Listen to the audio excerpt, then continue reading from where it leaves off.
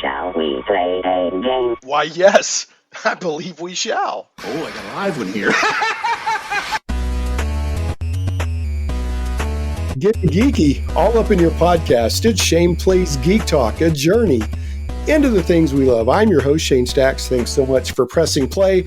As always, I think I have a very interesting show. I'm really looking forward to it. Today, we're going to be talking about comic books, self-publishing comic books, a little bit of role-playing games, because that's actually how my guest and I actually met at a role-playing game convention where he was selling comic books, and then later, I played in a GURPS Dungeon Fantasy game with him. Yeah. So that's kind of how we got to know and chat. And then, of course, yes, a lot of people are here, probably for the podcast version. I'm not sure about the whatnot version. But some people are here because of Comicsgate. So we will talk about Comicsgate as well. However, there is more to my guest than just Comicsgate. So there will be some discussion that's not Comicsgate, just to warn you now.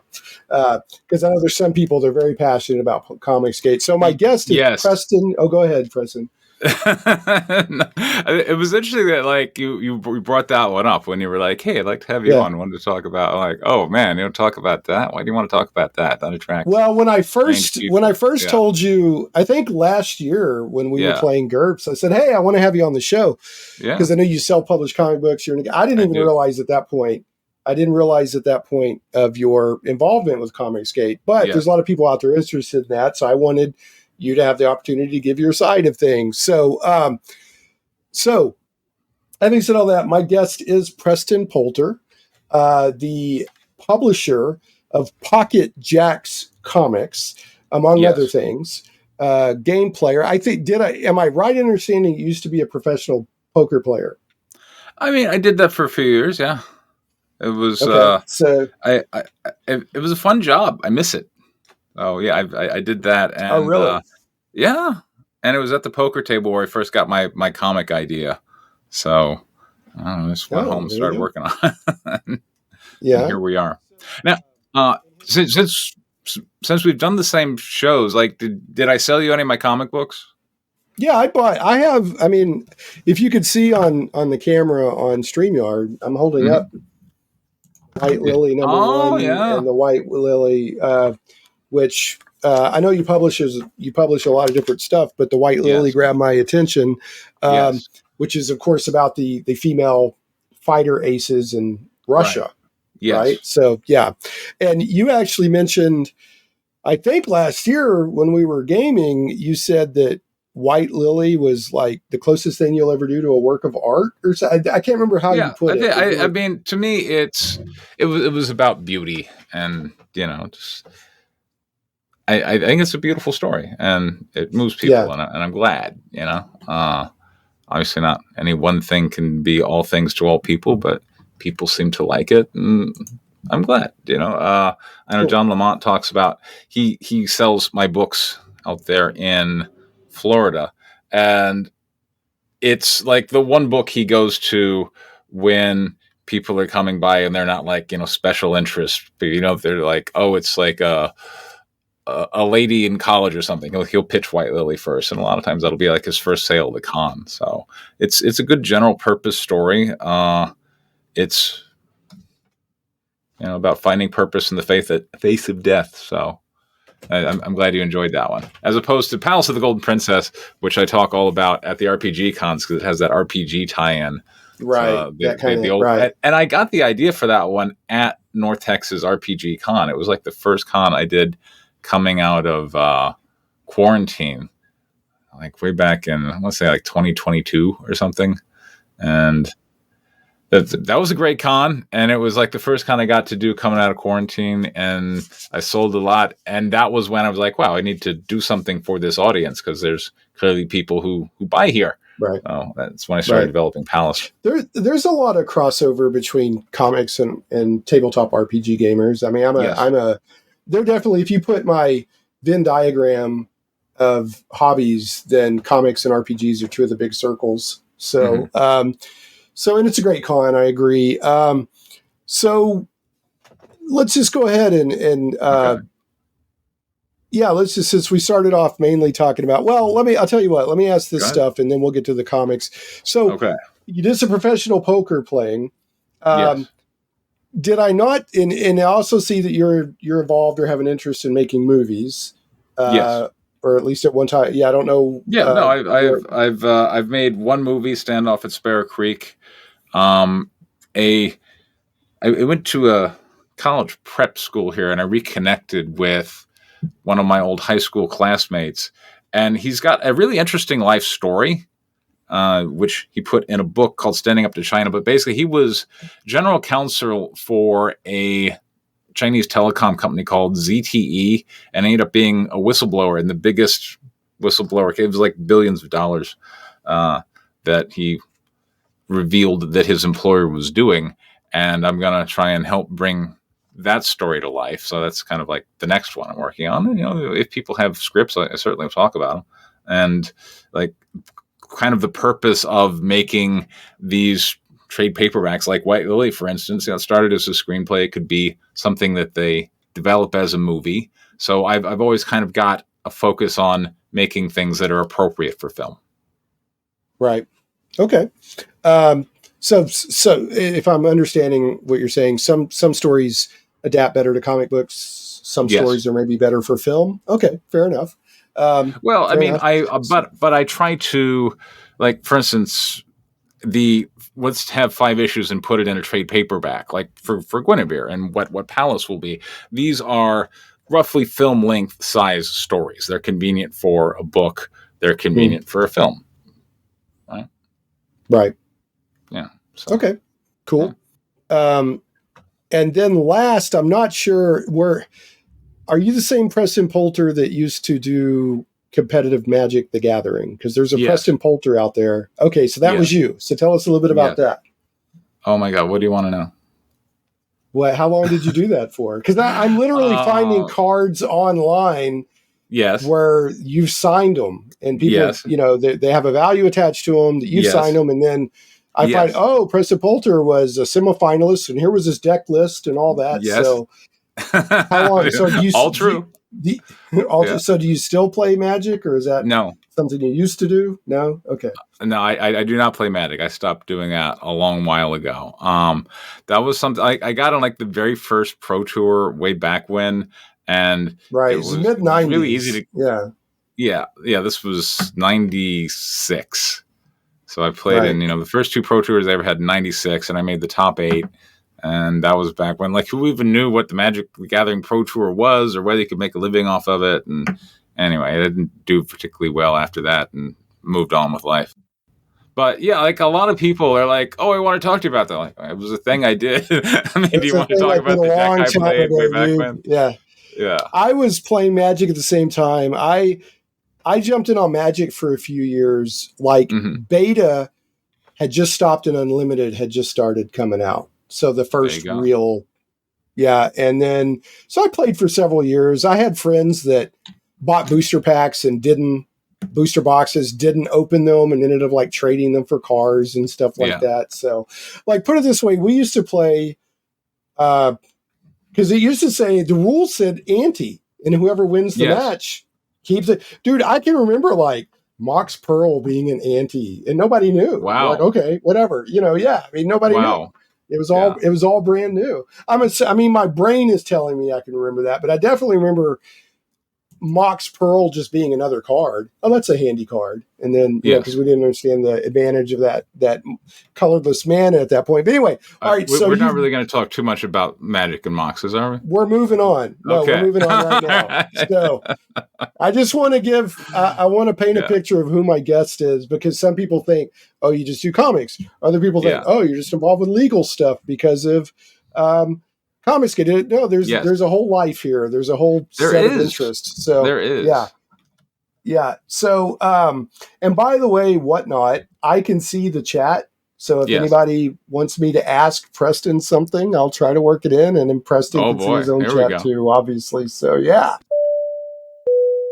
So quick note, during this podcast, you're going to hear myself and Preston mention Whatnot, the chat, comments in the chat. What's going on is, as I was recording this episode with Preston so that I could later edit it and publish it.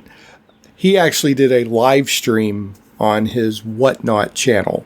So they got the raw, whatever, just warts and all as it was happening live. And we were actually able to, at times, respond to comments in the chat. So that's what's going on there. There's not normally a live chat going on during Shane Plays Geek Talk episodes. For people out there in Whatnot world, I'm going to give away a Snow White sticker. So there. How do they win it? Is it random? Do you just do a random? It's random. So I'm going to click giveaway, and then they just have to say that they want it. And as soon as I can find so the giveaway. This will give me a minute to go find it and add it to the show anyway. All right. So next question. Okay. What were we saying? Yeah, just moving on. So we got my guest is comic book publisher, movie maker, and then used to be a professional poker player and also used to be a professional Magic player. So and plays tabletop RPGs. So a man of many interests. So let's get to the more meaty stuff here. And for those of you that are listening or in Whatnot or whatever, just because you want to hear about Comicsgate, we will get to that. Okay. But I want to talk a little bit about Pocket Jack's comics. So I'm always fascinated when I talk to self-publishers or people who are working with small publishers. I always like to give an opportunity to talk about, and I won't go too deep into this because it can be boring, I'm sure, for some people and for you. But what are the economics? Like, how hard is it to break even, or like to do all the self-publishing yourself? I mean, what's it like to, you're not only coming up with the ideas and maybe working with an artist and all that, but you're having to publish it yourself and make the covers look good and have distribution channels and all that. What are the economic? All right. So John Lamont, who I've helped, he had no comic career before he started working with me. And now, like most recently, he just raised $17,000 on issue 4 of one of his series. Anyway, so he's doing well for himself. And he's made about, this will be his 8th or 9th, I think. And he's still in debt to the whole process. So if you want to ask him, he's been at it a couple of years. Self-publishing is a tough game generally. It's a bit easier for comics because there's a market there and you can go after that, particularly, like if you're offering scantily clad ladies, because people seem to buy those covers, and hooray. So, I mean, like Guinevere, which is not a story which will be debuting in Diamond Distribution this month.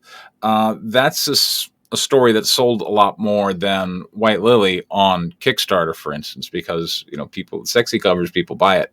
Whereas, White Lily is a war story and blah. Anyway. Right. Well, it's, attractive women, but not necessarily sexy on a cover. So, but attractive women doing heroic things in White Lily. So, is it, I have no idea. I know some people that self-publish. I know people that, would have been considered Comicsgate or came out of Comicsgate at one time. How hard, how much of your time is, I got to deal with this stupid, the printer, or finding a printer that doesn't eat up all your profit and stuff like that? I mean, is that a real pain, or do you? I mean, it can be. I was sad in that the printer who did that White Lily trade paperback that you have seems to be kind of out of the business, or, I really wasn't able to get in touch with. So, this finding a good vendor, particularly as, a small company, if you're printing a whole bunch of books, then I think finding a good printer to serve you is easy. But when you're small and you're trying to keep down your inventory and just printing a few, or, as small a print run as you can manage, then it's tricky to find, someone who can deliver for you. But. Right. Yeah. Just like with artists, it's tough to find, an artist who's going to deliver and be professional, all that good jazz. So how long have you been publishing comic books? Since roughly about 2016. Okay. And you literally said you were playing professional poker. You had an idea for a comic book, and is that what kicked it off? Or yes. Did you have any experience publishing before you jumped in? No. No, you just jumped in and said, "Let's see what happens." Okay. Yes. What a long, strange trip it's been. Has it been worth it? Yeah, I like I like going to conventions. I like meeting people who have read my work before, and they like it. They want more of it. I have a lot of positive interactions at conventions with people, and I like that. I want to keep going along and doing that. For that matter, I'm mentoring other comic book creators. I mentioned John Lamont. There's also a guy whose books I'm going to be doing a stream for next week. Brack Geiler, I believe his name is, out of New Mexico. So he did, I think, over 10. I think he did like 12 or 13,000 with alien pterodactyls, and I was happy to help him with that. And I'm happy to help people. By the way, congratulations to whoever the winner here is. Cheyenne. Congratulations. Cheyenne gets a Snow White sticker. There you go. Cheyenne was like, I have to enter my address for this app. I'm like, so I can send you stickers. But it's I enjoy, I've transitioned from kind of being an active dad. Now my daughter's about to graduate college, and so what do I do next now that I'm not, taking odd jobs like professional poker player to be around her? And I found I like self-publishing. I like conventions. I like meeting people. Guinevere's debuting in Diamond this month. That's exciting. I certainly hope I sell a bunch of those. It's, it gives life purpose to go and build fans and meet people and build and to make art. So you're and there's nothing wrong with crowdfunding. There's a ton of people out there putting out some great books using the crowdfunding model. Yes. But it sounds like with Guinevere that you're moving into, I'm going to get listed in Diamond, and then comic book stores will order my book, and then people will ask the comic book store to order my book. So you're going through a whole different delivery method now. So you've got with Kickstarter and other crowdfunding, exactly how many to print because you know how many people bought it. What is it? So when you do the a print run for Diamond, how do you adapt to that different calculus? How do you know how much to print? They send you a PO for exactly what they want. Oh, okay. So Diamond says we think your book will sell this much. So Diamond solicits. Okay. Diamond's going to solicit, and then they'll come back and say, okay, here's what we need to fulfill what people have bought, and you've got like 3 weeks to get it to us. And that's where, hopefully you're working with a good printer who's going to be able to turn that around for you. Yeah. Okay, so I didn't realize that the printing didn't happen until after the soliciting happened in Diamond. Mm-hmm. That's it. That's interesting to know. So, and how hard is it to get into Diamond? Can anybody do it, or do they have not easy? Let me put it this way: everyone I've talked to and the comic circle, which includes stores, it includes comic artists, at conventions. When I say, so I'm debuting in Diamond, they all say the exact same. Congratulations! It's something of note. It's not easy to do. Well, good for you. Yeah, well, good for you. Yeah, most of the publishers I've met over the past few years, most of them are doing the crowdfunding route, but I know a few that are, doing, like getting into bookstores through Diamond and stuff like that. So, and this is a great time to ask, and then we'll move over into the other stuff, which you're pretty sure everybody's waiting to hear about. So what are your best sellers? I mean, you've got White Lily. Are you hoping that Guinevere will be a big seller, or has it already sold well? Has it been out there? I mean, already, it's already sold well at conventions, but I certainly hope it sells well in Diamond. Okay, so I'm hoping. So give us a quick. Yeah, go ahead. I was just saying I was hoping for Guinevere. Okay. So just to give people an idea of, like, hey, I've never heard of Pocket Jack's comics. Give us a quick elevator pitch on Guinevere, on White Lily, and then also on the one that you said was the one that was kind of RPG adjacent. So I have 3 quick. comics right now, which you can all go to my website and download. So go to pocketjackscomics.com, and then right there on the main page are all 3 stories that you can get an issue 1 delivered right to your inbox as a PDF just by signing up for the email list. And then I will contact you when I'm doing Kickstarters. But there's White Lily, which is the story you read, the 2 deadliest female fighter pilots who ever lived, based on real historical events. There's Guinevere and the Divinity Factory, which, again, debuting in Diamond this month. It's, as I say to people at conventions, like Harry Potter, but slutty. The former stripper is out. I said, okay, then. Yeah. A former stripper out to become a witch is sent on a quest to demonstrate her character, during which time a succubus comes along as a trying to steal her soul. We have a question, which I will introduce in after you give the elevator pitch on your other 2 comics. Sure. And for Palace of the Golden Princess, that was the comic book I came up with at North Texas, because I strange enough, I ran a D&D game during quarantine for Doug TeNapel, who's a comic book artist in Tennessee, and his son. Yeah, I know Doug. Doug and I are pals, and I enjoy the time I spend with Doug, and I appreciate Doug's integrity. So, but I was running a game for Doug TeNapel and his son, and I had on my computer very old, the Palace of the Silver Princess, because when Wizards of the Coast took over TSR in the late 90s, they're like, oh, hey, here's this old forgotten adventure that got destroyed way back when, and they put it up on their website, and I downloaded it, and so I offered to run it for Doug and his son, and in reading through it, I'm like, this has some salacious kink elements, hence why it got destroyed. And I'm like, I could probably play that up for a comic book. And so that's the series Palace of the Golden Princess, which does have a tie-in adventure for both Dungeons & Dragons 5e as well as Old School Essentials, depending on how you like to roll your dice. And I just looked this morning at the breakdowns for issue 5. So within the next 6 months, that should be done, and that will be debuted. Diamond's already approved that one for distribution, so I'm just waiting to schedule that towards later in the year. Thank you.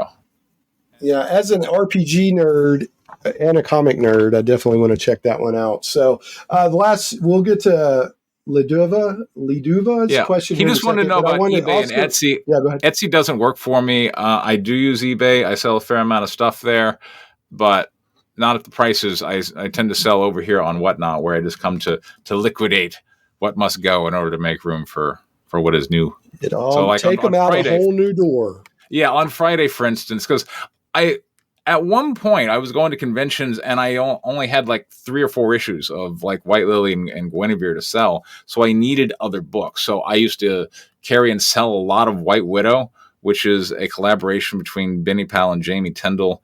And at one point, it was really selling well, and since then, it's those two have kind of on the out. So I have a whole box of White Widow. So on Friday, I'm just going to be on Whatnot shelling a lot of White Widow. But generally, what I like about Whatnot is that it's commerce focused. So it's people listening can buy White Lily 5, for instance, over there in the store, right on the platform, as opposed to YouTube, which is about super chat and saying things focused. So I don't know. It just seems like a platform I like. Yeah. All right. I'll get to Liduva has another question I want to get to here in a second. I have never played Lamentations of the Flame Princess, but I met the guy and he seemed cool. That's all I know. Yeah. And a lot of people say good things about it. I will offer my thoughts here in a second, but I also wanted, what's the elevator pitch on White Lily? We talked about it a little bit at the beginning of the show, but what is which seems to be one of your popular books. How would you elevator pitch White Lily? So a Pole and a Ukrainian fought for the Soviet Air Force during the Second World War, and together they became the only 2 women in world history to ever become ace fighter pilots. Yeah, but there's some human drama behind it too. Really great art. I hate that the original artist passed away after the first issue. I know. But there's great art. Sad.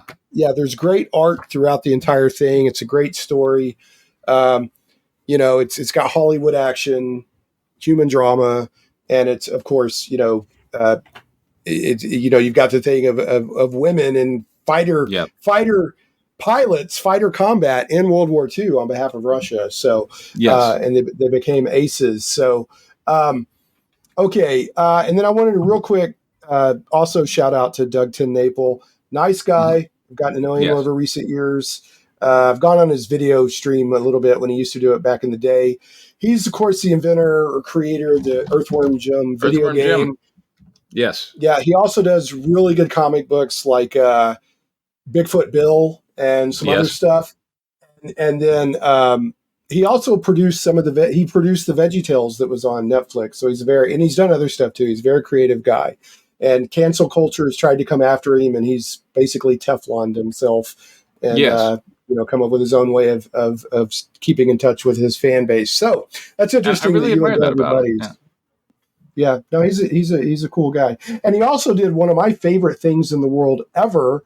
Back in the 2000s, he did this thing called Sock Baby, which it was one of the first, way before everybody was making video on the internet.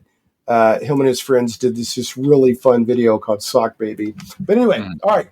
So, Liduva, you said, speaking of tabletop RPG, what is your guys' thoughts on Lamentations of the Flame Princess? So, I've never played it. I've seen it. I was at a con last year where the creator was there. He flew in. He lives in Europe. Him and his girlfriend, or maybe it was his wife, I'm not sure, flew in. He was running games, and they had all their products set up. And those are some of the most beautiful, amazingly produced role-playing game books I've ever seen. Absolutely beautiful to look at. Every one of them is a work of art. I've never played it, and I have heard that the content can be quite adult. So can be. You said difficult, adult, or mature. Oh, adult. And not just in sexual ways, but I guess it can get pretty grim or brutal or something. So, but there's people who love it. I've never played it, but the production values on the books, where they look like a work of art, I was really impressed. So it's a controversial game. Some people think it goes too far. Other people think it's amazing. So I don't know. So anyway, all right, moving on. Let's see. Last question. And then we'll get into the legal stuff going on with Comicsgate, unless you have anything else you want to talk about. Why the name Comic, or why Pocket Jacks Comics? Is that like a poker term? I got jacks in my pockets, or what? That is a poker term. Specifically, Hold'em. If you're playing Hold'em, you get two cards. I don't know how much you know about Hold'em, but you get two cards. Right, I know Hold'em. And then everything else is community cards. So if both your cards are the same rank, like you have both deuces, let's call that pocket deuces. Okay. So pocket jack specifically means, and you both your Hold'em cards are jacks. Very nice. Okay, so that's why it's Pocket Jacks Comics. So obviously, I went to LA last summer to do a con, and LAX is really close to a casino where I used to play. I actually walked there from my hotel down through Inglewood to play. So I missed it. I missed being able to play in those LA casinos. And the only significant hand I won over 3 or 4 hours was Pocket Jack. So it's a hand I like, and it does well for me. Yeah, that's your thing. Yeah. All right. When I used to go to the casinos, and it's been a long time, I was a blackjack guy. I like to play blackjack. So there you go. But I have played some Texas Hold'em. Blackjack is fun. It can be unpleasant if you're playing to win and you get like a pit boss up in your face. By the way, I'm going to go ahead and give away this Maryland sticker over the next 5 minutes. So whoever wants can enjoy some Maryland. Let's see it. Let me see the sticker. Oh, that sticker. Is she holding a katana? What is that? What is she holding? All right. So she is holding hold on, I'm going to start the giveaway. Boom.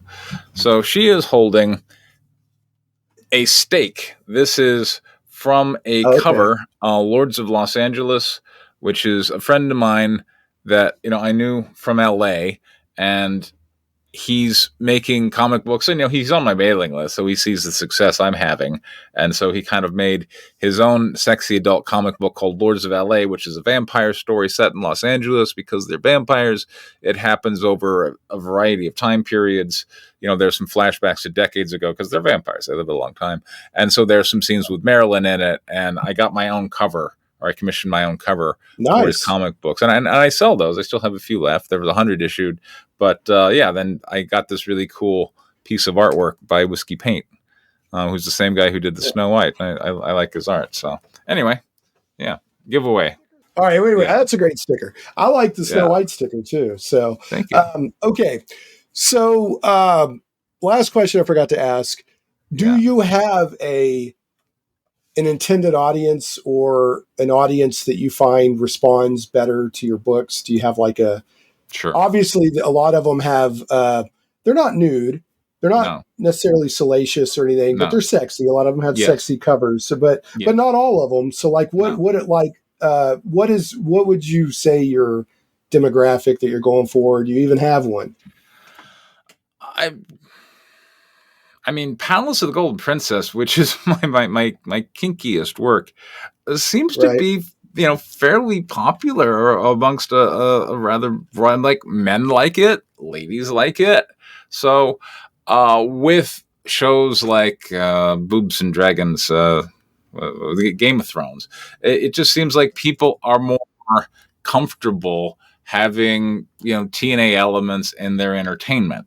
One of the things I like is that about comic books is, like, for instance, in Palace, I don't have nude interiors. I have nude covers. So if you want that, you can get the cover that's referencing that. And if other people don't want that, well, then they can get a cover which is not.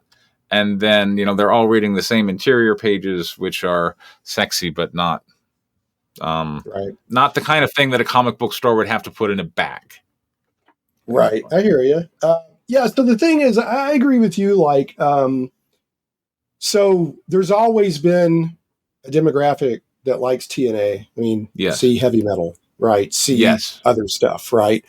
But I would say that TNA in mainstream entertainment is more common now, right? And I would consider Game of Thrones mainstream entertainment because everybody at my workplace was watching it and talking about it. So, and no, I didn't hear anybody complain. Nobody was like, well, that's too, they're just like, oh, did you see who hooked up last night? And I was like, no one was like, oh my God, when Emily Clark walked into the bath, like, yes, everybody likes that, so.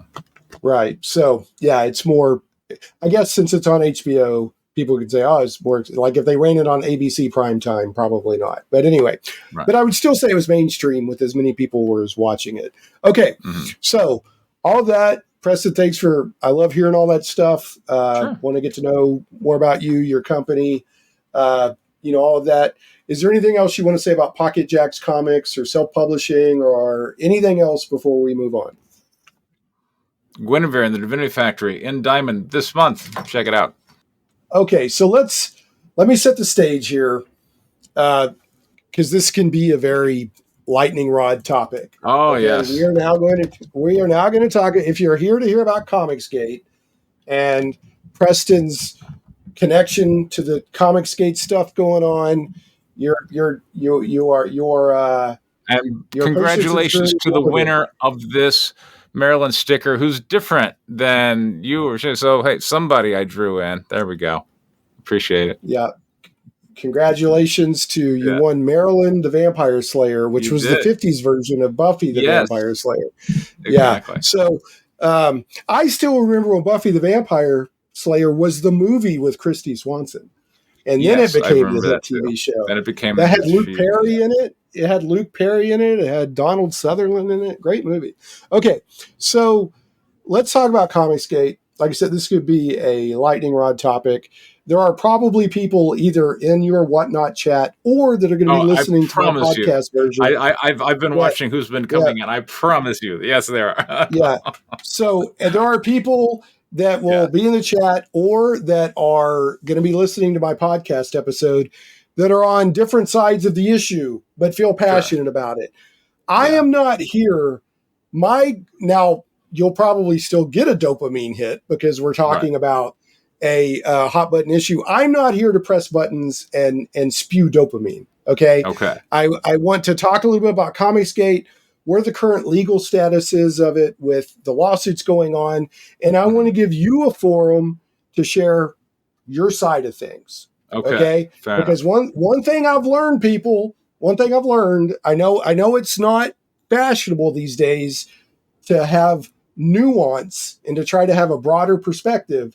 But every time there's conflict, there's usually two sides to the story. Now, let me tell people what my version of Comicsgate is. Okay.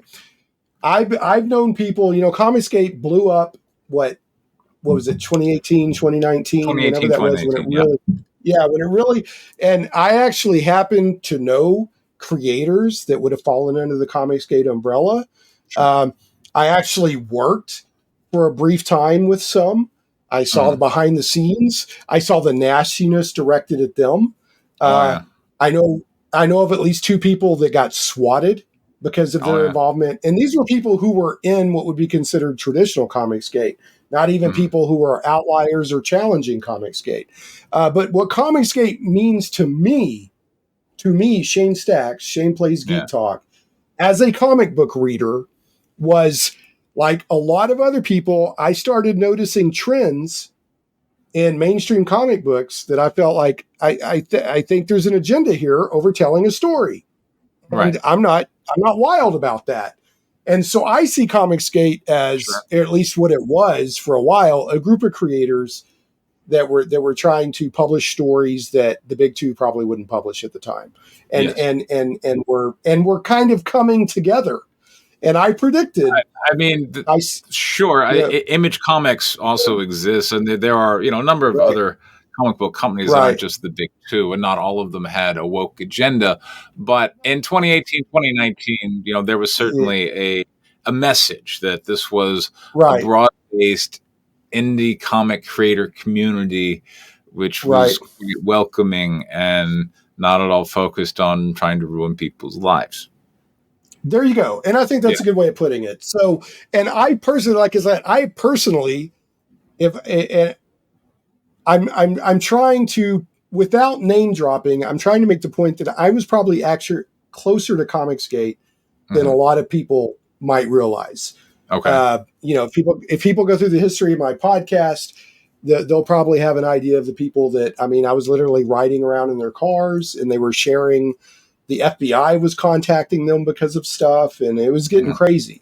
But comic books to me, or Comicsgate to me, is like how you just summed it up. It's like, hey, let's come together, let's make comic books, and nobody has to worry about being harassed or have an agenda put on their books. So now over time, I predicted to a buddy of mine, who was he and I would talk. He's like, did you hear about the latest news? And we would talk. His name's Justin, great friend of mine.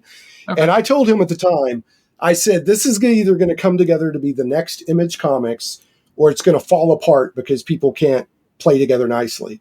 And of course, we all know what has happened, right? There's been fallouts because of human nature, right? This is by no means the first group of people who came together and then ended up, falling out. So, having said that, okay, there are some, what I would like to, there's no way in the time we have that I can go through and give the complete legal history of what's gone on for the past few years. But what I would like to know is what is the current legal situation of Comicsgate Trademark? And then I think there's also a libel case. So, there is also a libel case. Now, I'm not here to comment on the libel case. Fair enough. Comment on the trademark case. I did provide with you the transcript of the trial. I don't know if you had a chance to look through it. I did look to especially page 22. You showed me transcript of the libel. What I showed you where the guy's like, I said they should be shot. I said, it was a child pornographer based on comic art.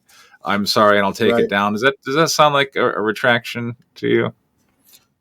He said, "I'm sorry," and I shouldn't have. I'm sorry, I'm sorry, and I shouldn't have said it. Right. And but like I said, the libel case is still ongoing. Is that correct? Yeah, it is. So and like, okay, both of us are going to claim that was like. I'm going to say, okay, well, that's Mr. Soft retracting himself, and Van Sciver's going to go, no, that was total. So I mean, that the meaning of those words is itself going to be litigated, but right.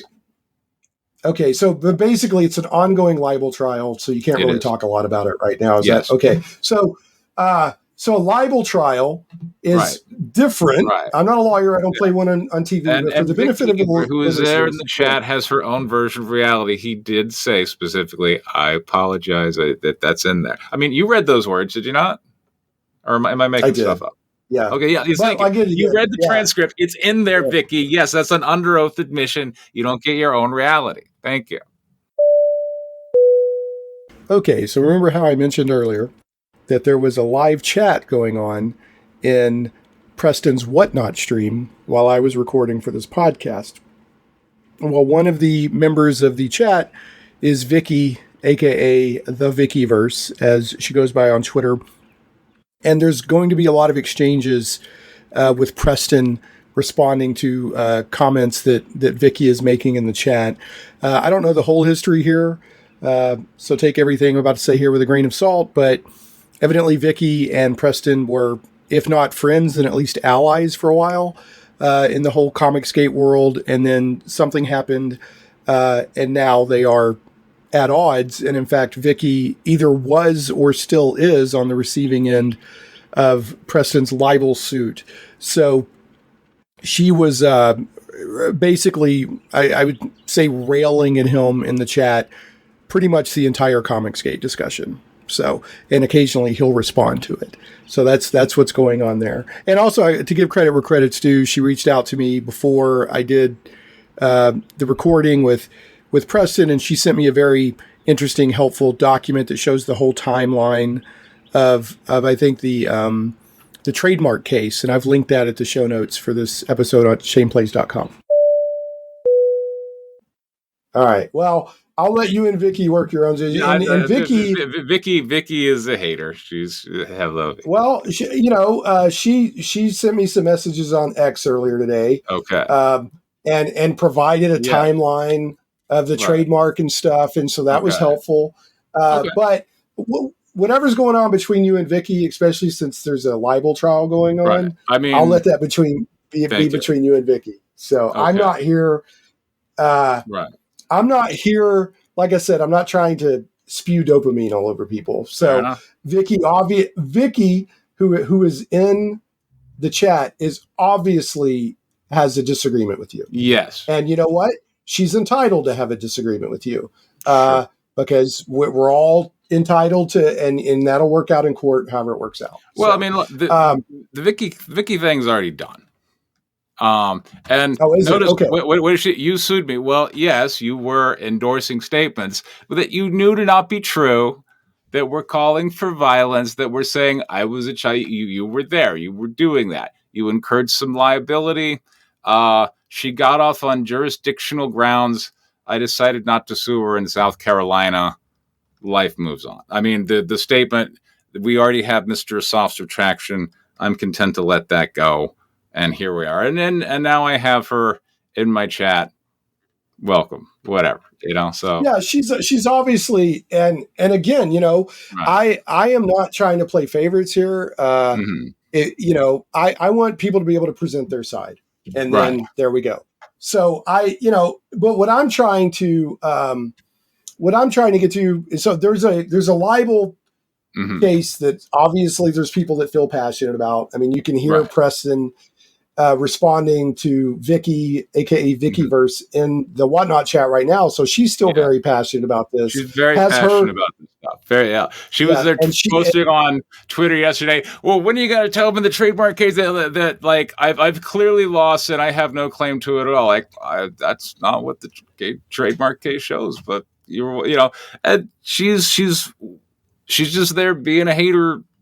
Because okay, fine. Well, I mean, let's be honest. Sure. if you're on two different sides of a libel lawsuit, there's probably not going to be a lot of great feelings either way, right? So, so anyway, all right. So, but we did say at the beginning that the libel lawsuit was not going to be the predominant discussion here. It's still ongoing. I don't know if maybe your lawyer's telling you not to talk too much. I have no idea. Well, but I mean, like what I Mr. wanted to- Soft yeah, at go ahead. trial wanted to present like, well, here he is talking about it on his YouTube channel. He must not be very upset. So, like any reference I make to the thing will be referenced and clipped and potentially evidence that maybe he's not really upset enough. That essentially, it's it's just easier not to comment. Okay. So the other thing is, and the libel lawsuit is adjacent to the Comicsgate stuff, but it's not directly relevant to the trademark. By it, but yeah, right. It's spawned by it, but it's not. It's not directly related to whether the trademark office is gonna. It's not going to have any bearing on how the trademark office. No. Okay. None. So. And I know people, if you want Vickyverse's side, she's on X as Vickyverse. Go reach out to her. I'm not trying to squelch anybody. I'm not trying to squelch anybody here. What is it? Do you have a handle on X, Preston? Do you hang out on X? Comics Jacks. Comics Jacks. So just at Comics Jacks. Yeah. Okay. So you can talk to both of them. Yes. And then that's my preferred platform. You can talk to both of them. Facebook. Yeah. Okay. So, so libel, immediately lightning rod on the libel stuff. So moving over to the trademark case. Yes. What is the legal, like I said, it would take an hour, if not more, to go through all the history. And Vickyverse, thank you for sending me that, because that was interesting to look through the history of all the different motions and stuff in the trademark thing. What is the current legal situation with the trademark or the Comicsgate trademark? Okay. Currently, there is a petition for cancellation where I am the petitioner, and in each court, you have little special terms. Like. Okay, so let me. Well, yeah. Go ahead. Sorry, I realize I need to give a little bit more background information here. So there's a Comicsgate trademark that's like all one word. And then there's another Comicsgate. They're effectively the same. They're the same. Okay, so there's no distinction. Okay, because I mentioned that earlier today, and Vicky was even like, no, there's no distinction there. So you're trying to cancel it, or you're trying to own it? What's going on right now with Comicsgate trademark? So it depends on the time, because as you're pointing out, this started in I want to say late 2020 going into 2021, where I was approved a provisional trademark for the USPTO for the use of the Comicsgate trademark. So if we look at what I was doing there, well, then clearly at that point I was seeking to own it. But then, so I got approved provisionally, and then there was we have to do something. Who they are, I'm not the conspiracy that was, we have to do something. So then Antonio Malpica revived his former abandoned at the time trademark application. All right, and then the USPTO for Comicsgate. Whether it was one word or two, it doesn't matter. So now let me clarify also. I don't know how trademark works. Is this just in use with publishing comic books, or would it be? No, just in use. Right. This is specifically for comic books. Okay. So, go on. All right. So then, the appropriate procedure. All right, when. Oh, well, we're going to deny you now kind of retroactively. And trademark law is kind of weird, I'm discovering. His application was abandoned, but he can kind of retroactively go back and restart it again, and we'll consider that superior. And that trademark claim was based on a comic book called Detective Dead. Okay. All right. So what we did is we waited until, all right, so then they issue a provisional trademark to Malpica based on his revived filing, and then we issued a petition to cancel that, and that case is still ongoing all these years later. So that case is still ongoing as of today. Okay, so you want, okay, so this is what I'm trying to get to, because I've spent a considerable amount of time in the past few days trying to, I'm trying to get, because it looks like there's been a few phases of this Comicsgate trademark. Yes, yes. And you want, so I'm still unclear, like I went through it and tried to untangle the spaghetti, because it's gone on for a while. I can make it real easy for you. Yeah. So who, like, I still don't understand, like, are you trying to get ownership, or are you trying to obliterate the trademark? At this point, all I can say is I am the petitioner seeking to cancel Malpica's registration, which has subsequently been assigned to Ethan Van Sciver. So, and then once that resolves, then I, have the superior claim based on the applicant. But at that point, who even knows if I want to do it, like years later? I'm just saying, as of today, in my legal status, I am petitioner in a petition for cancellation, the trademark claim currently assigned to Ethan Van Sciver from Antonio Malpica way back when. So you want to evacuate that, you want to nullify that and say that doesn't apply. Okay. Right. Anybody, so I have to, this is for the event, or this is for the benefit of my podcast listeners who may not know. Ethan Van Sciver, also known as EVS, either affectionately or unaffectionately, depending on where you stand, is probably the biggest current name in because he worked professionally, I think, for DC Comics, doing Green Lantern, some other stuff. I think maybe he's a comic book artist. He's proven himself quite good at building a following online, like on Twitter or whatever. I mean, yes and no. I would say, having monitored and interacted with his following over time, the faces change. And I saw something like way back in 2020, 2021, he had made some post to Kiwi Farms about these are like the official like Comicsgate channels, and it was Yellow Flash and some other guy who did like Downcast, I forget his name, and now there were like slashes through most of them because he churns through people, right.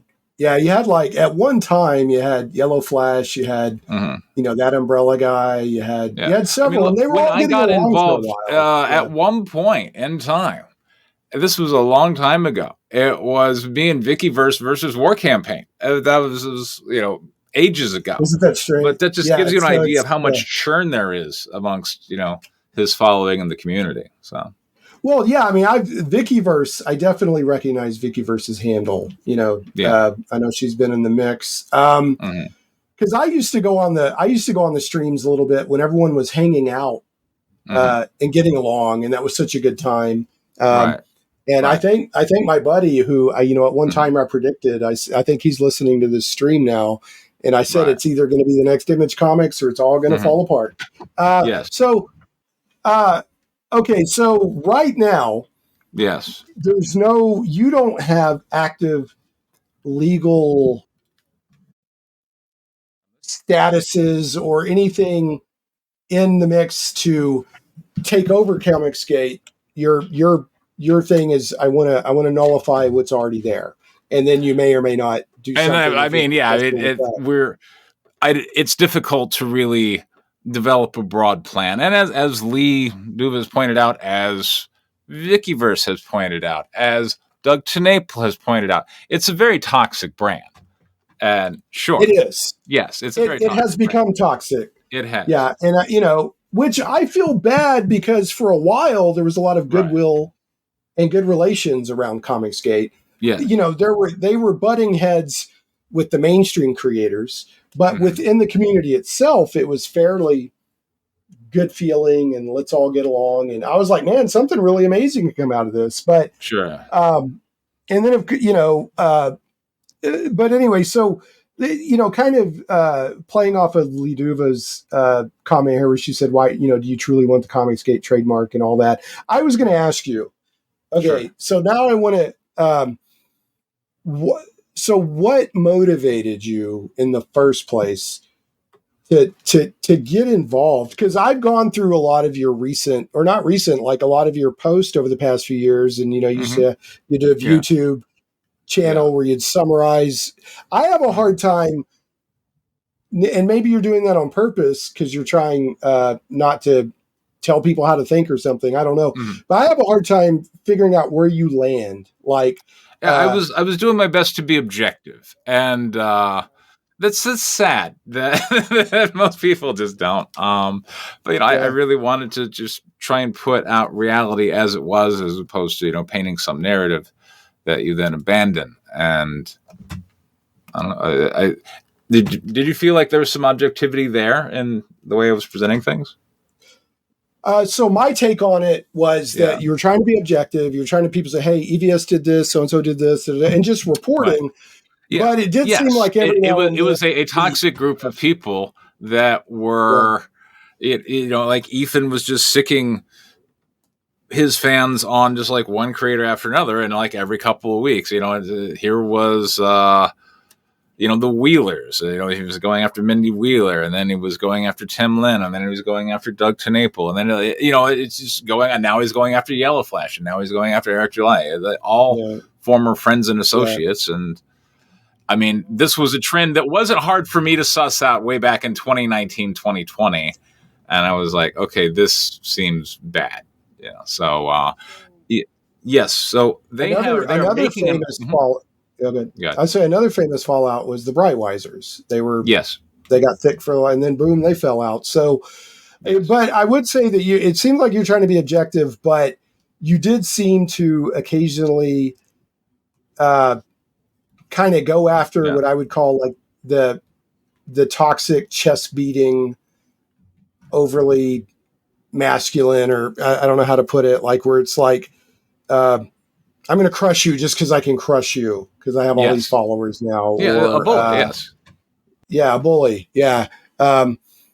So who else? We got Cheyenne's doing a good job. Oh, the succubus sticker. Go ahead and talk about the succubus sticker. There you go, whoever wants it. Yeah. So we've given away a Marilyn Monroe vampire hunter, and you've also given away that Snow White that has the X. I have. Yeah. So, and then also another thing, anytime you have a big movement, somebody's going to come along and try to co-op that movement, whether it's corporate interest or something else. So, I've watched sort of the evolution of Comicsgate, but I've also seen some good creators and some good books getting delivered that have come out of it. So, so good for them. But yeah, so that, what would you say your favorite Comicsgate book is? Honestly, my personal favorite, I don't know if it could be considered Comicsgate anymore, but it would be Black Hops with Tim Lim and Mark Pellegrini. I have bad news for you. I don't think that's Comicsgate. And Vicky they were in like Monster MD. I'm like, okay, well, and this is really, it really comes down to what at the bottom of this case is, what does it mean to be Comicsgate? Well, right. But see, Tim Lim, but I will tell you, Tim Lim and Mark Pellegrini at the beginning were solidly in the Comicsgate circle. That's what I'm talking about. Sure. People coming out of it. I'm not saying that they would stick the Comicsgate label on it now, but that team came out of that Comicsgate movement is the point I'm making. So I couldn't even tell you what Comicsgate comics are at the moment. This is interesting for historians of Twitter and YouTube lore. But if we want to talk about legally, which I think is why you asked me here, what Comicsgate means as opposed to the trademark gets kind of goofy.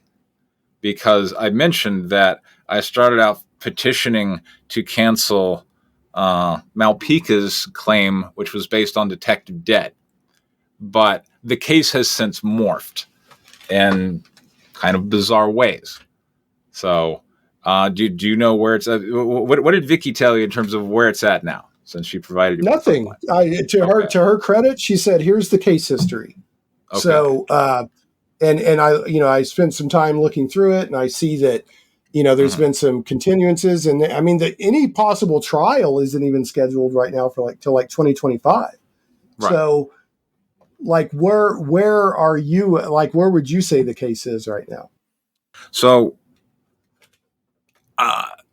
it's in bizarre land, all right? Because my initial petition, which I don't know if you read it, but it references okay, we believe Antonio Malpica didn't. If you look at his trademark application, it's this is use in print for Detective Dead, which never came out. And so that was the basis of my original, my initial claim. So what we did is a maneuver. Well, now hold on. Let me interrupt you real quick there. Did they not try to argue that?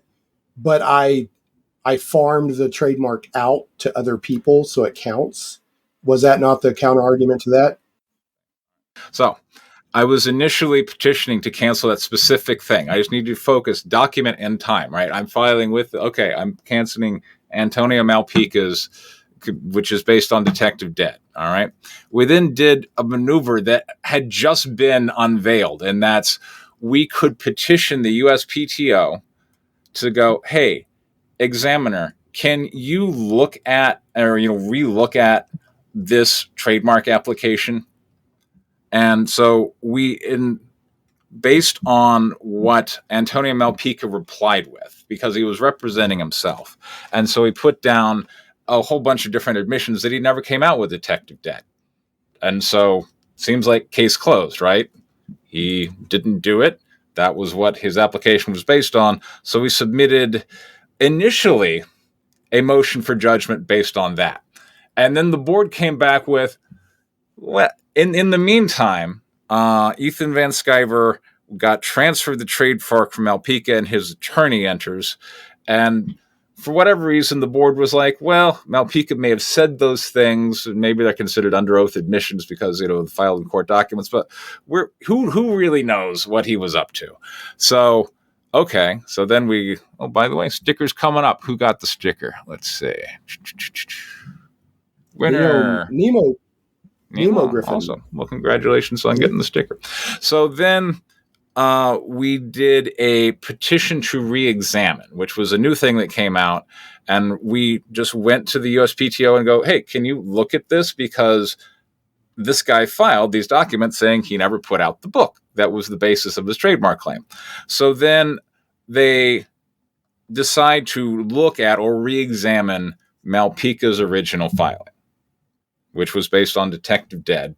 And the trademark case between me and Van Sciver got suspended while that was considered. And that was like a 9-month to 1 year pause. Okay. So during the re-examination case, they don't talk about Detective Dead. Instead, they talk about the comic book I sent you and the link to. Okay. Which is Fund My Comic. Okay. And you looked at it and you didn't even know it was really related to the case. No, it didn't jump right out at me. You see, again, it's like the lore of Ethan's claim to the comic is based on 6 degrees of separation at this point, to book you've never heard of. Right. Dark of Midnight. Go ahead. Now, further down the page, not immediately, it does mention that it says... If you please read permission to use a version of the Comicsgate trademark. That's all it says. Right. So yeah. Yeah. So hold on. Let me go. I'm gonna read this one because it seemed kind of weird. But you go to Fund My Comic, you look at the description, which is now based on Romano's claim, and it's all right. Dark of Midnight, The Art of Anthony Romano was a 24-page art book in the comic book format that was published by Dark Gift Comics in May of 2020 on Lulu.com. It was a collection of art samples drawn throughout the years. Given permission to use a version of the Comicsgate trademark by Antonio Malpica, a.k.a. Critias, the owner of, at the time, Anthony went on to put up the logo on the book. The two didn't know that their cooperation at the time amounted to a valid implied license nor that 2 years later the book would be the crux of a legal battle for the ownership of the Comicsgate trademark. So when Ethan Van Sciver is now kind of applying to or answering the board for reexamination, they come up with, okay, it wasn't Detective Dead, it was that book, which became the basis and the crux. And as you see in there in the wording, well, they didn't know at the time, but really it was... So we don't have any paperwork on those records, those communications. So coming out of when our case got unsuspended and the USPTO goes, okay, sounds okay to us, we'll give it a pass. We can now argue things like, well, gee, at the time, Anthony Romano and Antonio Malpica on their original applications, which are under oath admissions, you have to go, no, I really mean this, it's serious, being totally honest, said that this was their own intellectual property and not used with a license. So they're saying one thing on their apps, and now after the fact, they're saying this different thing. And that's a cool legal argument we could make. But first, we got to get their official record of things. So we've served a bunch of discovery. We've noticed depositions back in December.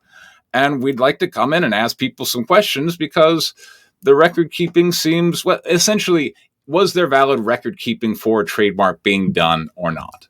That is what it comes down to. And that is a question that, hey, I told my attorney, like, if they provide evidence that they've got a solid claim based on your legal analysis, great. But right now they haven't really provided any evidence at all. And we've noticed these depositions in December. It's April. They still haven't provided us any dates. So they seem to be kind of stalling.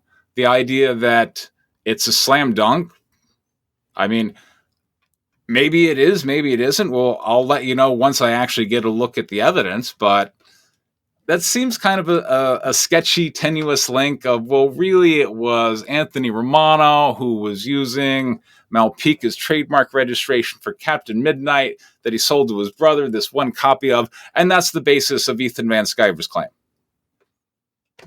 Okay. And then I'm looking at the case history and the most recent action from the trademark office is they granted an extension on discovery. That's what I'm seeing here. Okay. So case isn't closed, still ongoing. Right. One thing I will say, I've seen people say, well, they've already decided that's open and shut. And I mean, you can challenge something and say, maybe you didn't know all the information. Can we revisit this? It's kind of what's going on right now. So that's how I read it anyway. But if you go to trial, go ahead. What did I just say in regards to how is Ethan slowing things down? Because I did mention it. Just because Vicky's like, how is Ethan's like, he agreed to extend discovery. Okay. And the records requests and the depositions we've noticed that we've never been given dates for. I was very explicit about how this was being slowed down. I don't know why she's got to just hate everything I said, but yes, if once we've been given, adequate records that, oh, wow, they really ran it like a trademark, or no, they didn't, we can make it that decision. So, okay. So, but right now, the legal status, objectively, without no opinion, objectively, is there has been an extension granted for discovery. And according to the timeline that I see, the first time that this could go into, I see timeline going out to 2020, all the way out to 2025 here. So there's a trial period. There's rebuttal periods. So this is by no means going to finish tomorrow or anything like that. No. Which that brings me to my next question. It kind of ties into a question that was asked earlier. So as Preston Poulter, why do you want to do all this? Like, what is and I'm asking from an objective standpoint, like to go through a trial process, to go through all the money and the effort. It's what is it? Why is it? Do you just feel that it's going to be misused if somebody else gets it, or like what is your personal investment, and why do you want to do this? I felt that the name was certainly being misused, because there would be these people, you would talk to them, and Comicsgate is just this nice collection of happy people who want to make comics. Oh, but it's also like the name of Ethan Van Sciver's hit crew whenever he wants to rile people up and go target that guy, So it seemed like an abuse of the name, an abuse of the concept. So that was the thinking I was on way back when, in 2019, 2020, 2021. 3 or 4 years later, that's when you start walking down the litigation road, and you just keep walking down at some point. I'm like, okay. Right. I mean, like I said, I'm ready to say I'm done if they can provide that, evidence that they were treating it validly as a trademark. I haven't seen that. All right. So what is obviously you're wanting them to nullify or cancel the trademark as this outcome, right? That's what you're suing to have happen, or whatever, or not. Yeah. I don't know if it's considered suing in the trademark process. Yeah, exactly. But what do you call it? You're applying. You're asking for this to happen. Yes. What is it, other than it getting vacated? Nobody owns it. Like, on a personal level, what does that mean to you? Like, what have you? Obviously, you would have one. Okay, nothing. So, all right. Nothing. You just don't want other people to have it, or certain people to have it, not just anybody, but you just don't want certain people to have the trademark. I got into this under the naive assumption that, Malpica never actually put out his book that he used as the basis of it, and this would be a quick thing, right? Right. And now you're getting a non-free education on the legal system. So exactly what? So, like, if let's say that you win your case. They say, no, they don't own the Comicsgate trademark. Right. I mean, if I know you're not committing. And I got to say, Vickyverse here, you got into it because Ethan made fun of you. At the time, Vicky was championing me, saying, yes, this is a horrible organization. It needs to end. And she was absolutely my number one advocate. But, how time changes people. Well, you just got into it because Ethan made fun of you. Okay, fine, Vicky. So what can I say? She's entitled to these altering realities of her own motives at times. And my motive for why do I want to take down Comicsgate is something that people speculate about. And there's a legal argument being made by Ethan's attorney that I have unclean hands, meaning they intend to go at trial and say, well, even if we didn't really keep good records, Preston's got bad intent, so we shouldn't even listen to him. I find that kind of a bizarre legal argument, but whatever. All right. So I'm not even saying what your plans are after this case. Right. But I'm saying, is there any, as a comic book publisher, whether it's you or whether it's Ethan Van Sciver, or let's say that I get into publishing comics. Okay. Is there any profit motive for putting a Comicsgate trademark these days? Or is it just a moral thing? I mean, is putting the Comicsgate trademark on something these days going to help its commercial prospects? I would say I would have to probably agree with Doug TenNapel that there's more negative associated with it than positive. Right. Right. Okay. But having said that, we're in speculation mode here. You don't own the trademark. You're in the middle of a league. But if hypothetically you had the trademark, would you put it on your books? At this point, I would probably sell it to somebody that wants to do something with it. Like I've so far removed from. Right. I got you.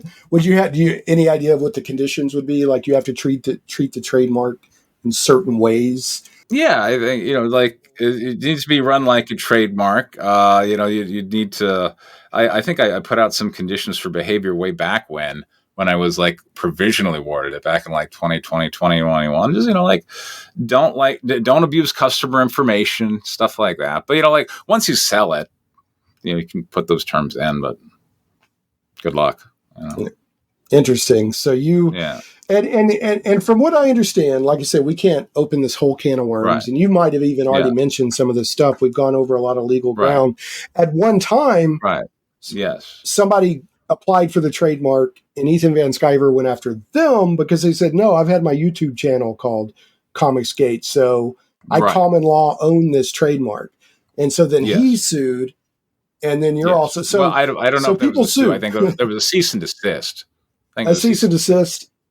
And he was basing it not on any actual legal application to use trademark. He was just saying, "Well, I've already been using it for a couple of years." So yes, and by the way, people keep pointing to, well, Ethan Van Sciver uses it in his show, but when it came time for the re-examination, he didn't make that argument. He made Anthony Romano licensed it from Malpica and then gave it to me argument. So it's all based on Captain Midnight. Captain Midnight. Whatever. All right. So, all right. Yeah. So you're like, wow, I can't believe the long, crazy road it's been, but here we are. Here we are. And you're trying to see it through. Now, do you think you're trying to see it through just because you're stubborn? You're like, nope, I'm this far. I'm not letting it go. Or are you still like, in your heart, like, no way do they get the Comicsgate trademark? No, I'm prepared to accept whatever comes from the board. In regards, but you're seeing it through. You have no plans to give up. Well, all right. So I started, like I said, kind of naively thinking, well, this shouldn't be that long because Antonio Malpica never put out Detective Dead. But then the libel case happened because as part of the trademark fighting, Ethan goes on and makes a statement, well, I have to get the trademark to keep Preston from putting it on child pornography. And so that spawned that whole thing. And then I sued Ethan for libel because he shouldn't say that. And then he countersued saying, well, trademark infringement. So now I'm being like, okay, I'm being sued for millions of dollars in a counterclaim for trademark infringement. Well, that was my other question. Yeah, so that was my other question. So you have your case, and we haven't even touched on his counter case, right? Right. Okay. So what is the distinction there? How can you have two cases over the same thing? All right. Like, how does that work? Okay. If you have the plaintiff, because now we're talking about, and here's the facts I wish to present, or at least, the allegations I wish to prove at trial. And then here's the claim for damages. And then the other guys can go, oh yeah, well, I'm going to make another claim. So then if you come down on like settlement, like this happened, let's talk about a case we all know. In the Johnny Depp Amber Heard thing, right? He was suing Amber Heard for defamation, right? Amber Heard was countersuing him for defamation. They were both citing like, well, this stuff got said over here. And then in the judgment, it came out for Depp, and it was a certain amount for Johnny Depp based on what Amber Heard said, minus a certain amount of damages which we're going to say were inflicted on Amber Heard by Johnny Depp statements equals the amount of money that Johnny Depp should be receiving from Amber Heard. So that's how a counterclaim works. Okay, so, and as was pointed out in chat by Vickyverse, I'll give credit. Right. She's adding. Right. She's not always railing at you. Sometimes she's providing facts here. Okay. So basically, one is civil. So it sounds like Ethan's lawsuit against you is in civil court, whereas yours is with the PTO. No, it's the same case. It's the same. We're going to show up at trial, and I'm going to argue one thing, and he's going to argue another thing. Oh, so it's the same trial. Okay. Same trial. Interesting. All right. So other...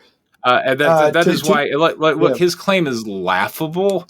The only people who seem to take it seriously are Vicky, but Vicky's a hater. What can I say?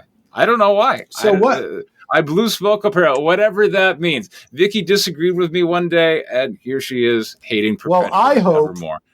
Yeah. I hope that eventually you and Vicky reconcile. So if y'all used to be friends. So, yeah, well, you never know. Strange things have happened. You never know. Something else might come along that you guys both become allies on. You never know. No. You know, it's gone too far. Anyway. Gone too far, huh? Okay. So last question to kind of get to I'm trying to get to the meat of who Preston Poulter is, not just the kind of, if you had it all to do all over again. That could be a longer conversation. Yeah. Well, if you had to do it all over again, and obviously feel free to say I'm not going to answer this, but if you had it to do all over again, would you have initiated the trademark legal stuff? I have no idea. Like, so much has happened since then, like, because of that, you know? Like, for instance, I was just at, like, a comic show, and there was an artist for Marvel who was like, oh, yeah, you're the guy from The Thing who is in the Ethan Van Sciver, you know, like, litigation over there. So I get some play in that regard, and Ethan Van Sciver is not a very popular figure. So the fact that people tend to know me as that guy who's against Ethan Van Sciver is not altogether bad. All right. Well, I would say that within a certain circle, Ethan's very well known, but in the larger, he's definitely ruffled feathers in the industry. I didn't say he wasn't well known. I said he's not particularly well liked. If I said he's well known, I misspoke. If like when you're at shows and his name comes up, people tend to go, oh, yeah. Well, and I'm being careful about my remarks on Ethan Van Sciver. I think I've tweeted with him once or twice. I've never talked to Ethan Van Sciver. I've never met him. I've seen what they used to call it the Reddit effect. I'll call it the EVS effect, where he piles on people. I have seen that. But I've never met the guy. So I don't know if his public persona is completely different from his private. I know nothing. So having seen you online and hung out with you at a con a couple of times, I feel like you're pretty much the same guy. Yes, hanging out 100%. Like I don't put on airs for anybody, and all right, you know, and I'm it's I guess how I keep sane, you know. I see people that absolutely like. Look, there have been people who said horrible things about me online. But when I'm talking to them, they're like, "Oh yeah, don't worry about that. That was for the crowd, you know." But really, behind the eyes, I kind of like you. You know, we can hang out. We can, like, okay. Well, no, if you, it's like a genuine thing that if you watch these talking head shows on the cable channels at night, the cable news channels, they will tear each other up. But on commercial breaks, they're just sitting there chatting and being friendly. Yes, so much of it is practically kayfabe. You know, the wrestling. It's to get dopamine hits, baby. Yes. So, which I know by not trying to do 2020 ambush journalism on you, my podcast won't get as many listens, but that's not how I roll. I want to give you the chance to share your side and look for nuance. So, and if EVS ever wanted to come on my show, I'd give him his platform too. So, but I don't know EVS. I know you.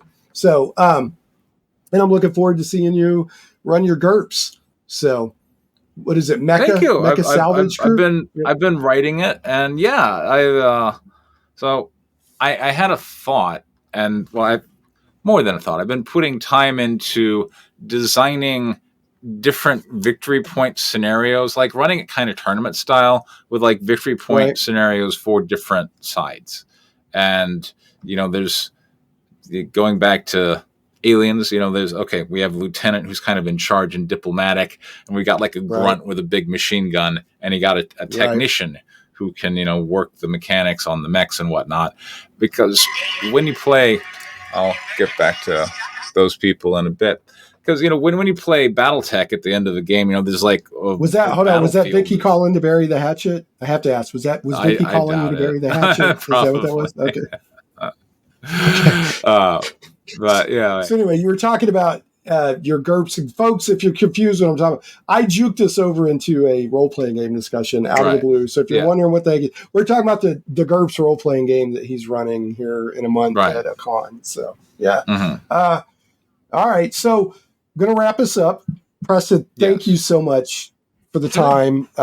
It's been very gracious. You've been, I feel, very open. I do my best. You know, you've tried to give open answers. I appreciate that. It's a sensitive subject. It's probably the most lightning rod subject I can personally think of that I've been involved with somewhat in the past several years. But so I'm about to wrap us up, folks. So if you have any last minute questions in chat for Preston that you want to make it into the podcast, hard hitting journalism, folks, throw it in there. So do you have anything else you want to say for the record, Preston, about anything? The Comicsgate, the lawsuits, your publishing company, anything, any final thoughts? Guinevere and the Divinity Factory. Stickers to give away. In Diamond, I gave away 4 stickers. 4 stickers I'm going to mail out today to all the, as I describe these Whatnot streams. I'm just kind of bribing my fans to hang out and listen to me. But, and I'm going to be liquidating a lot of White Widow on Friday, so feel free to come down on that one. But, no, go Guinevere's in comic book stores and check it out. Let's see. Do you have any leftover covers of White Widow? Yes, I have. I have over a long box full. Friday's stream. It's you can go. So they're saying which volume? Profiles Friday. Do you have everything? They're asking which volume. They're asking which volume. Do you have it all? White Widow only had about 8 issues. I think I have the first 7. And the thing is, there were so many covers. Like White Widow 1 had over 100 variant covers. So I have. Wow, White Widow 1, that's a record. It was insane. So there are many White Widows, and I will be going through most of them. But if you just want 1 to 7, sure, that's not hard. I've got Friday a long box and plus of White Widow. I'm going to try and go through. What you should do to promote this, you need to go find Billy Idol and pay him to do a cover of It's a Great Day for a White Widow on Friday. It's a great day for a White Widow on Friday. So I have an idea. But Lee has another question. How close am I to the creator of White Widow? White Widow is a collaboration between Jamie Tyndall and Benny Powell. And last year at Fan Expo Dallas, I was in the Renew line, to go sign up to get your booth for, this upcoming show. And I was just right there with Jamie Tyndall. And and he told me Benny's, he's looking at his phone, Benny's messaging me, asking me if I can give him a pass. And Jamie Tyndall gets a big corner booth. So he's got a lot of badges. Right. No, the bloom is off that rose. Those two are no longer really collaborating. So, I don't think White Widow is going any farther than number 8.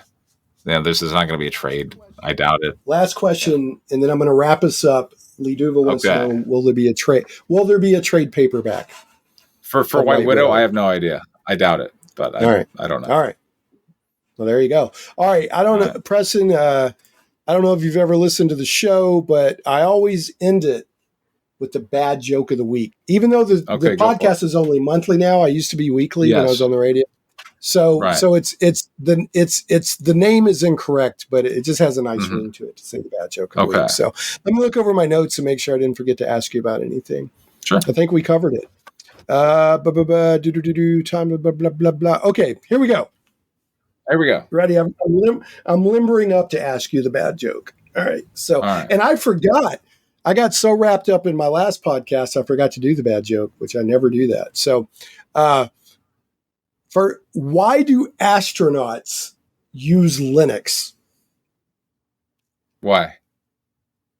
Because you can't open windows in space. There you go. That's. You're supposed to groan as if I gave you psychic damage. Okay, I got another one for you. Do you like bad jokes? Do you like bad jokes? Who likes bad jokes? Do you like them? No. I love bad jokes. All right. Okay, go. So, why did the computer catch a cold? I don't know. Someone left a window open. Windows focused jokes. I noticed. They are, yeah. There's sort of a theme here. There was sort of a theme here. So I couldn't find any White Lily related jokes. I probably could have found some Russian jokes to celebrate. In Russia, we laugh at that jokes. There's a ton of those. Yes. Cheyenne 70 said, "Why did the tissue dance? Someone left a boogie in it." There you go. Yeah. Oh, you laugh at that one. I see how it is. Yeah, this is cute. What's a cat's favorite cereal? Don't know. Mice Krispies. There you go. Let's see, he likes Cheyenne's jokes better. Oh well. I've been upstaged on my own show by Cheyenne 70. All right. Okay, I'm going to allow one more question, and then I'm going to wrap this up. Ladivo has another question. Said, speaking of White Lily, Preston, will you do a comic on the Night Witches? There is one by the guy who did Punisher. I forget his name off the top of my head. But there is a or a Night Witches comic out there, and you can go ahead and pick that up. I didn't write it. I'm not going to answer the question directly. No, I'm not going to do anything on the Night Witches. They get brought up frequently when I'm talking about White Lily. People go, "Oh, what about the Night Witches?" And I'm like, they existed, but the fighter group. I'm sorry, that was funny. Yeah. They existed. Well, I mean, the thing you're telling the jokes. Yeah, it's like I have to. You're proposing I make a story about it. Like, all right, so what did the Night Witches do? They flew biplanes at nighttime over German encampments and lobbed grenades / bombs. And they did that mission about 5 or 6 times a night. They were good at what they did. And their survival rate was fairly high, like 95-96% of them survived to then go after the war, become housewives and whatnot. The fighter group, those women were like entire squadrons were like being lost in their battle with the Luftwaffe during the daytime. So when I'm looking at the fighter group, there's a lot of drama there because there's so much death, and there's the question of, are we even going to keep going up and doing this? So I don't see that there's a lot of just inherent story to the Night Witches. And I did read the Night Witches novel, and I noticed like a lot of it is not necessarily based on history. There's like, oh, we had to parachute out, and now there's this big gun battle between like the Night Witches and the Germans. Like, okay, but that's not really what they did for the most part, So it reminds me, evidently it's a true story where the Japanese were building a fake wooden town. Or an airfield or airstrip or something like that to deceive the British or the Allies. And when they were finished, the British dropped a wooden bomb on the runway. So it's kind of safe. Yeah, we know. Anyway, I love all that back and forth psyops stuff. All right, man. I'm going to wrap us up. You've been wonderful with your time. Awesome. Thanks so much. I hope the Whatnot keeps working out for you. I love seeing all these little ways that creators. I mean, I like Whatnot. It seems like a good place to, start doing streams and community because, like I said, it's product focused, and I can give stuff away as opposed to super chat focused, which I think, I would rather be rewarded and incentivized to put out books that people want to grab than say things that people want to agree with or have other people in the chat give money to have their thought of the day expressed more, so yeah. Well, Preston, thanks so much. Good luck with everything.